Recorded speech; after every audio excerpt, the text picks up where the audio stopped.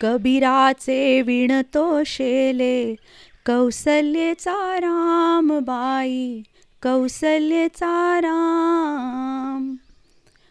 इतकं जुनं गाणं मला का आठवलं म्हणताय? अरे, आपल्या गोष्टीमध्ये अदृश्य होणारा अंगरखा बनणार आहे. जरी हे गाणं जुनं असलं तरी कापड विणण्याचं टेक्निक मात्र अजून तसंच आहे. बुक्स दॅट स्पीकमध्ये तुम्हा सर्वांचं स्वागत आहे. तुम्हाला अदृश्य करणारा अंगरखा मिळाला तर पहिली गोष्ट म्हणजे लपंडाव खेळायला खूप मजा येईल. पण असा अदृश्य करणारा अंगरखा कुणी बनवतंय का?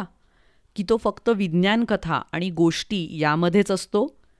तेच तर शोधायला अर्णव आणि तनिषा वाचनालयात चाललेत. चला, आपण आवाज न करता त्यांच्या मागून जाऊया. ते आपल्याला पाहू शकत नाहीत. त्यांच्या जगात आपण अदृश्य असल्यासारखेच आहोत.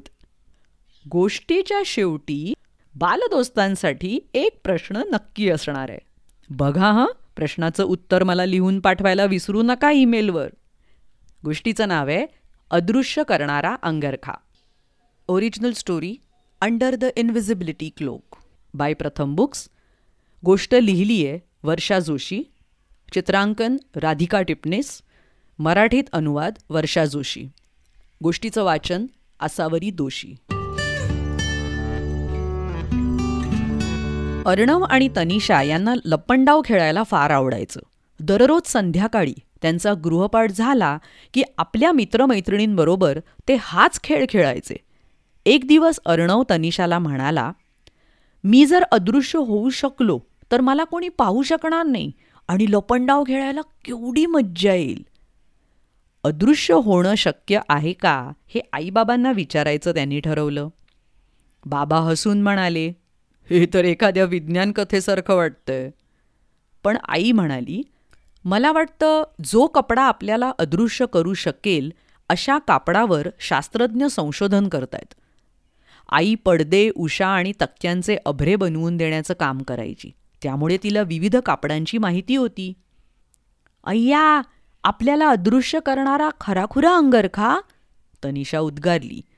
मग या नव्या कापडांबाबत काय माहिती मिळते ते बघण्यासाठी दोघं वाचनालयात गेले. वाचनालय म्हणजे लायब्ररी. अर्णव आणि तनिषा वाचनालयातल्या कपाटांमधल्या सगळ्या खणांमध्ये शोधू लागले. कापडाबद्दल माहिती देणारं कुठलंही पुस्तक मिळालं की ते काढून लगेच वाचू लागले. एका पुस्तकामधून त्यांना कळलं की लिनन हा सगळ्यात जुना धागा आहे. हा धागा जवसाच्या रोपाच्या देठापासून मिळवलेला असतो. लिननप्रमाणे कापसाचा धागाही जुना आहे. तोही वनस्पतीपासून मिळवला जातो. मग वाचनालयातून काही पुस्तकं घेऊन ही दोन्ही भावंडं घरी परत आली. घरी आल्यावर अर्णवने आपल्या कपड्यांकडे पाहिलं आणि तो म्हणाला, आई, माझी पॅन्ट जाड कापडाची आहे आणि शर्ट पातळ आहे. हे दोन्हीही कापसाच्या धाग्यांपासूनच बनलेत ना? छान प्रश्न विचारलास अर्णव, आई म्हणाली. एखादं कापड किती जाड असू शकतं हे त्यासाठी वापरलेल्या धाग्याच्या प्रतीवर अवलंबून असतं. आणि ते कापड कसं विणलं आहे यावरही अवलंबून असतं बरं का, बाबांनी पुस्ती जोडली. आणखी काही वनस्पतीपासूनही धागे मिळतात का? तनिषाने विचारलं. हो तर, नारळ, बांबू, ताग, आई म्हणाली. इतकंच काय, प्राण्यांपासून सुद्धा धागे मिळतात हं? अर्णव म्हणाला.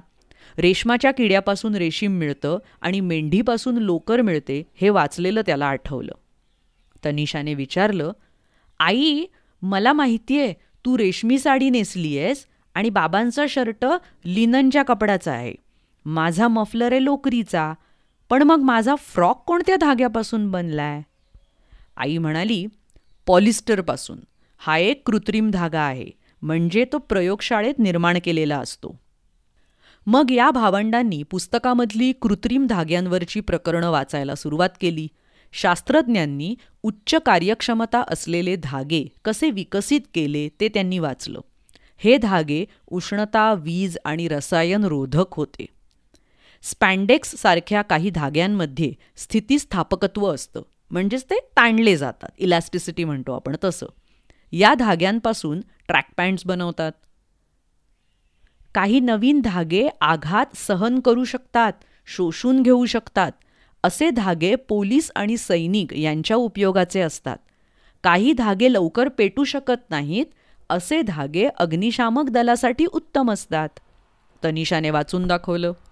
तेवढ्यात आई म्हणाली, अर्णव, तनिषा, इकडे या. तुम्ही वाचनालयातून आणलेल्या पुस्तकामध्ये बघा मला काय सापडलंय. ते पुस्तक उच्चतंत्र धागे या विषयावर होतं. आई मोठ्याने वाचू लागली. तापमान, दाब, किरणोत्सर्जन अशा विविध घटकांपासून मिळणाऱ्या संवेदना जाणून त्याला प्रतिसाद देणाऱ्या उच्चतंत्र धाग्यांना चलाख धागे म्हणजेच स्मार्ट धागे असं म्हणतात. कार्बनपासून बनवलेले नॅनो फायबर्स हे चलाख धागेच आहेत. नॅनो फायबर्स म्हणजे काय? अर्णवने विचारलं. नॅनो फायबर्स म्हणजे अगदी छोटे धागे. जेव्हा 1 मीटरला आपण 100 कोटीने भागतो तेव्हा आपल्याला 1 नॅनोमीटर मिळतो. म्हणजे तो किती छोटा असेल बघ. नॅनो फायबर्सचा व्यास म्हणजेच डायमीटर हा अगदी थोडे नॅनोमीटर्स असतो, बाबा म्हणाले. अर्णव आणि तनिषा पुस्तकांचा ढीग चाळत असताना त्यांना हेही सापडलं की स्मार्ट धाग्यांपासून बनवलेल्या कापडाला बुद्धिमान कापड किंवा टेक्स्टाईल असं म्हणतात. याचा उपयोग हेल्थवेअरमध्ये होतो. हे कपडे ज्या कापडापासून बनतात त्या कापडामध्ये सूक्ष्म संवेदनाग्राहक बसवलेले असतात. ते रुग्णाचा श्वासोच्छ्वास, हृदयाचे ठोके आणि शरीराचं तापमान याची नोंद घेतात. रुग्ण घरी राहू शकतो आणि ही सगळी माहिती डॉक्टरांकडे पाठवली जाते. आता आपण तुझ्या पहिल्या प्रश्नाकडे वळूया. अदृश्य होणं शक्य आहे का? आई म्हणाली. तिने नुकताच एका विज्ञानविषयक मासिकात एक लेख वाचला होता. एका विद्यापीठातील शास्त्रज्ञांनी अशा प्रकारचा अंगरखा बनवला आहे की तो घातलेली व्यक्ती अदृश्य होते. यासाठीचं कापड 80 नॅनोमीटर व्यास असलेल्या धाग्यांपासून बनवलं आहे. तिने एका चित्राकडे बोट दाखवत म्हटलं, आपण एखादी वस्तू, समजा लाल चष्मा किंवा काळा फळा पाहू शकतो, कारण ती वस्तू तिच्यावर पडणारा प्रकाश काही प्रमाणात परावर्तित करते, म्हणजेच रिफ्लेक्शन होतं त्या प्रकाशाचं. पण हा अंगरखा त्यावर पडणारा प्रकाश परावर्तित करत नाही. या उलट अंगरख्याच्या विशेष कापडामुळे प्रकाश किरण दिशा बदलून अंगरख्याच्या मागे जातात. म्हणून हा अंगरखा दिसत नाही आणि त्याच्या आत असलेली व्यक्तीही दिसत नाही. मला असा शर्ट मिळेल का? अर्णवने उत्साहित होऊन विचारलं.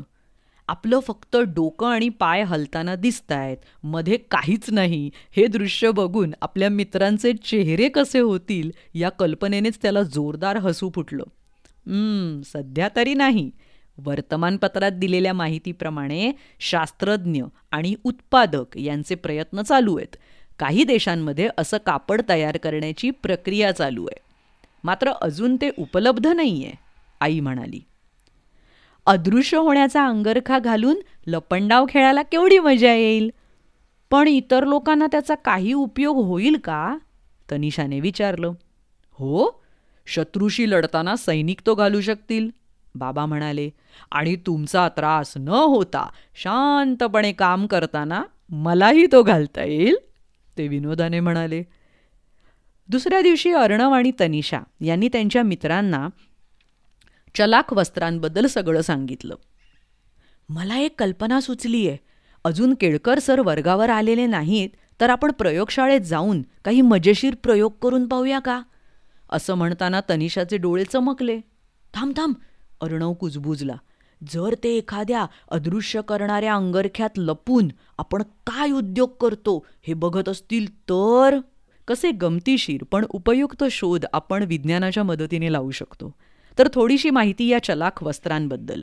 काही चलाख धाग्यांपासून बनवलेल्या कापडाचा उपयोग चष्म्याची भिंगे, आरसे आणि दागिने स्वच्छ करण्यासाठी केला जातो. उष्णतारोधक धाग्यांपासून म्हणजेच हीट रेझिस्टन्स करणाऱ्या धाग्यांपासून बनवलेली वस्त्र स्फोटकं उत्पादित करणाऱ्या कारखान्यांमधले लोक वापरतात. काही धागे पोकळ असतात आणि त्यामध्ये सुगंधी द्राव भरलेला असतो. असे धागे गाद्या आणि उशांचे अभ्रे बनवण्यासाठी वापरले जातात.